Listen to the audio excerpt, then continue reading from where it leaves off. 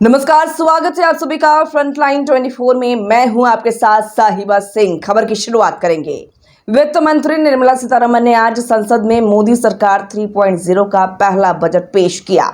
बता दें कि वित्त मंत्री के तौर पर निर्मला सीतारमण का यह 7वां बजट है और साथ ही आपको बता दें कि इस बजट में बिहार और आंध्र प्रदेश को बड़ी सौगात मिली है। अब हम बात कर लें कि क्या महंगा क्या सस्ते हुए, किस तरीके से टैक्स स्लैब में बदलाव किया गया है। तो चलिए बात कर लेते हैं। न्यू टैक्स स्लैब में टैक्स रिजीम में बदलाव, 3 लाख आय तक को कोई भी टैक्स नहीं देना होगा। और साथ ही निर्मला सीतारमण ने कहा कि 3 से 7 लाख आय तक में 5% टैक्स देना होगा, 7 से 10 लाख तक आय में 10% टैक्स देना होगा। और आगे निर्मला सीतारमण ने कहा कि 10 से 12 लाख आय में 15% टैक्स देना होगा, 12 से 15 लाख आय में 20% टैक्स देना होगा, 15 लाख से ऊपर में 30% टैक्स देना होगा। आगे आपको बताते हैं कि क्या सस्ता और क्या महंगा हुआ। कैंसर के उपचार के लिए 3 और दवाओं पर कस्टम छूट, मोबाइल फोन के पुर्जे चार्जरों पर सीमा शुल्क कम किया गया, एक्सरे ट्यूब पर छूट, मोबाइल फोन चार्जर पर ड्यूटी 15% कम, 25 अहम खनिजों पर ड्यूटी खत्म, फिश फीड पर ड्यूटी घटी। देश में बनने वाले चमड़े, कपड़ा और जूते सस्ते होंगे। सोना चांदी पर 6% कम ड्यूटी, प्लैटिनम पर 6.4 ड्यूटी घटी। प्लास्टिक सामान पर आयात शुल्क बढ़ा। पेट्रोकेमिकल, अमोनियम नाइट्रेट पर कस्टम ड्यूटी बढ़ी। पीवीसी इंपोर्ट घटाने के लिए 10 से 25% का इजाफा हुआ है। सिगरेट महंगी हुई। बजट की बड़ी बातें हम आपको बताते हैं। घरेलू संस्थानों में उच्च शिक्षा के लिए 10 लाख तक का लोन दिया जाएगा। मुद्रा लोन की रकम 10 लाख से बढ़ाकर 20 लाख रुपए कर दिया गया है। 1500 टॉप कंपनियों में 5 करोड़ युवाओं को इंटर्नशिप देने का प्रावधान दिया गया है। 50 multi product food unit setup के लिए मदद देंगे। 6 करोड़ के किसानों की जानकारी लैंड रजिस्ट्री पर लाई जाएगी। 5 राज्यों में नए किसान क्रेडिट कार्ड जारी किए जाएंगे। पहली बार नौकरी पाने वाले युवाओं को 3 किश्तों में 15,000 दिया जाएगा। पीएम आवास योजना के तहत 3 करोड़ नए घर बनाए जाएंगे। युवाओं के रोजगार के लिए 2 लाख करोड़ रुपए की 5 योजनाएं पेश की गई। 100 बड़े शहरों में सीवेज ट्रीटमेंट पर काम होगा। 1 करोड़ घरों को पीएम सूर्य घर मुफ्त बिजली योजना से लाभ होगा। उत्तराखंड में बादल फटने और भूस्खलन से हुए नुकसान में सरकार मदद करेगी। असम, उत्तराखंड, सिक्किम में बाढ़ प्रबंधन और संबंधित परियोजनाओं के लिए सहायता दी जाएगी। भारत में वैश्विक पर्यटन को बढ़ावा देने के लिए कई नए ऐलान किए गए। महिलाओं के लिए 3 लाख करोड़ रुपए आवंटित किए जाएंगे। कृषि एवं संबंधित क्षेत्रों के लिए 1.52 लाख करोड़ रुपए का आवंटन किया गया। 1 करोड़ घरों को पीएम सूर्य घर मुफ्त बिजली योजना से होगा लाभ। बता दें आपको कि मोदी सरकार के तीसरे कार्यकाल के पहले बजट में बिहार को कई सौगात मिली है। इनमें 26,000 करोड़ रुपए के 3 एक्सप्रेसवे, 21,000 करोड़ रुपए का 2400 मेगावाट का एक पावर प्लांट, मेडिकल कॉलेज और कई एयरपोर्ट शामिल है। वित्त मंत्री निर्मला सीतारमण ने बजट में बिहार को वित्तीय मदद देने की घोषणा की है। वित्त मंत्री ने कहा कि हम बिहार के गया में औद्योगिक विकास को बढ़ावा देंगे। पूर्वाध्याय के तहत सरकार देश के पूर्वी क्षेत्र के विकास को गति देगी। हम सड़क संपर्क परियोजनाओं के विकास में भी सहयोग करेंगे। इस दौरान निर्मला सीतारमण ने 3 एक्सप्रेसवे तैयार करने की घोषणा की। इनमें Patna Purnia expressway, Buxar Bhagalpur expressway, Bodhgaya Rajgir Vaishali Darbhanga expressway शामिल है।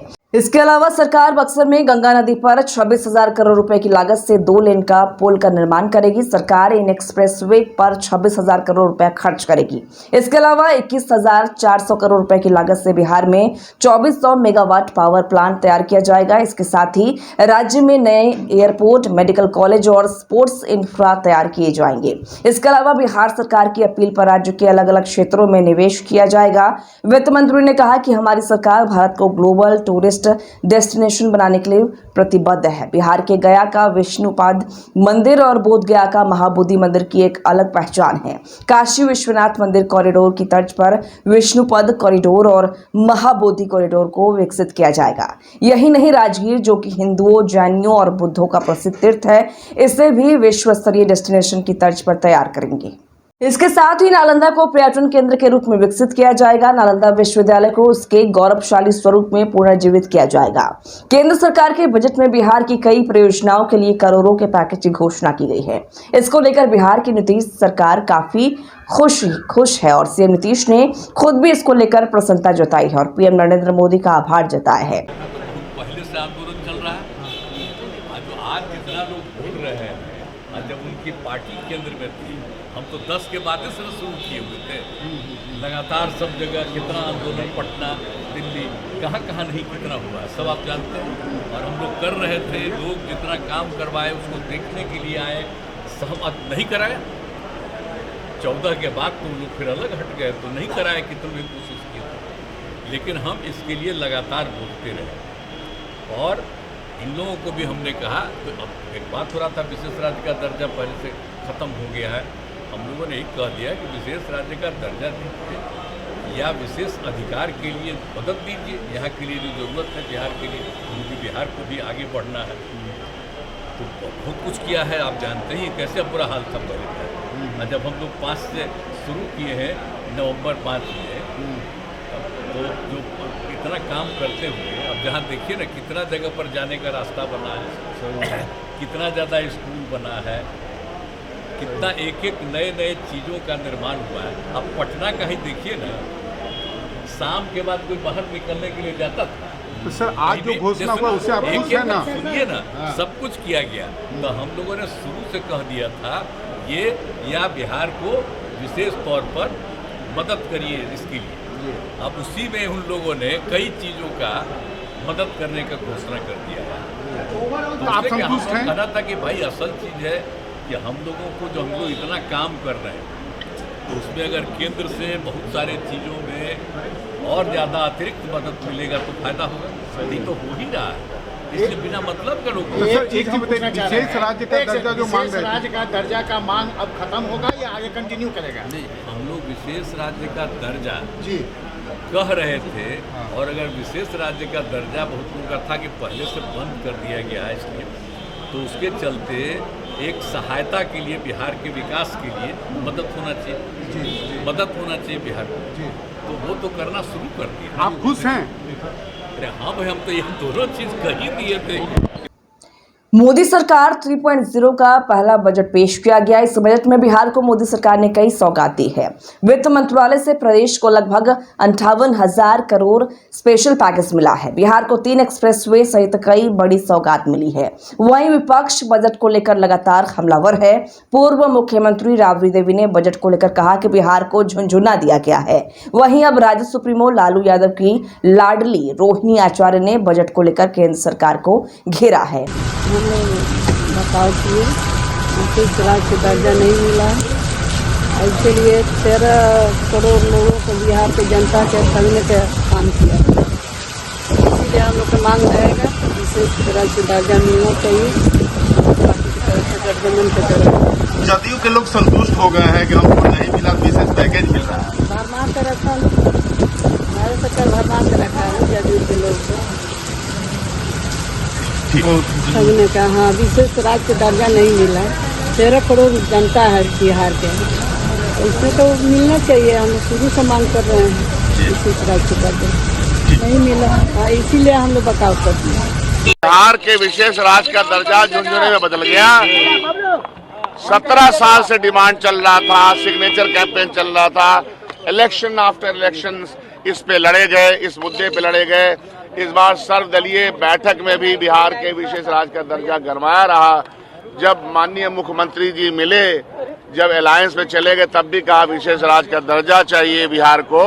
और दर्जा के मामले में यह झुनझुना भारत सरकार ने, हाँ, लेके जाएंगे। केंद्रीय बजट में आज जिस तरह से वित्त मंत्री निर्मला सीतारमण ने बिहार को लेकर कई घोषणाएं की हैं, उसको लेकर एनडीए की तमाम पार्टियां गदगद हैं। जहां मुख्यमंत्री नीतीश कुमार ने बजट में बिहार के इंफ्रास्ट्रक्चर को मजबूत करने के लिए 58,000 करोड़ के पैकेज की घोषणा पर अपनी खुशी जाहिर की है। वहीं एनडीए के तमाम नेता भी खुशी जाहिर कर रहे हैं। बिहार को इतना बड़ा आर्थिक रूप से पैकेज देने का काम किया गया, जहां हाईवेज के लिए 26,000 करोड़ रुपया दिया गया, बिजली सेक्टर के लिए 21,000 करोड़ रुपया दिया गया, बाढ़ के नियंत्रण करने के लिए 11,500 करोड़ रुपया दिया गया, और कई योजना है, चाहे वो प्रधानमंत्री आवास योजना है, लगभग 13 लाख प्रधानमंत्री आवास योजना की स्वीकृति मिलनी है, और कई योजना, एयरपोर्ट्स बनाने हैं, मेडिकल कॉलेज बनाने हैं, धार्मिक स्थान को पूरी तरह स्थापित करना है, कॉरिडोर बनाना है, चाहे वो बोध गया हो, नालंदा हो, राजगीर हो, कई यूनिवर्सिटीज़ की स्वीकृति मिली है, चाहे वो विक्रमशिला यूनिवर्सिटी हो, नालंदा यूनिवर्सिटी को और विकसित करने का काम इस आर्थिक पैकेज में किया जाएगा। केंद्रीय बजट में विकसित बिहार की पटकथा लिखी गई। बजट में प्रधानमंत्री जी के बिहार प्रेम को फिर से साबित किया और बजट में विरासत के साथ विकास को साधा है। आज केंद्र की सरकार ने कल्चर और इंफ्रास्ट्रक्चर दोनों के लिहाज से ऐतिहासिक बजट पेश किया। देश के वित्त मंत्री जी को हृदय से बिहार की तरफ से मैं धन्यवाद देता हूं। माननीय प्रधानमंत्री और वित्त मंत्री ने बिहार के विकास के लिए, विकसित बिहार बनाने के लिए जिस तरह से 3 एक्सप्रेस वे, कल्चर के लिए, बाढ़ से मुक्ति के लिए, आज इरिगेशन के लिए, हर क्षेत्र में औद्योगिकरण के लिए, पर्यटन के लिए जिस तरह से वातावरण बनाए हैं, निश्चित तौर पर बिहार विकसित बिहार की ओर कदम बढ़ा चुका है।